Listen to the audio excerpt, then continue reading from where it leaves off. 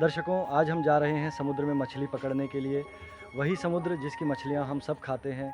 मछली कैसे पकड़ी जाती है वो अगर आपको थोड़ा दिखा सकूं, तो आज हम जाएंगे। मैं, मेरे काका, एक दोस्त और हमारे साथ 2 भाई हैं, काका भी हैं। खैर, इन्हें लेकर आज जाएंगे। वहाँ जाकर मछली कैसे पकड़ी जाती है वो दिखाएंगे और आज का अनुभव भी साझा करेंगे कि मछली पकड़ना कैसा होता है, कौन कौन सी मछलियाँ पकड़ी जाती हैं, ये सब आपसे साझा करेंगे। तो हमारे साथ बने रहिए देखने के लिए।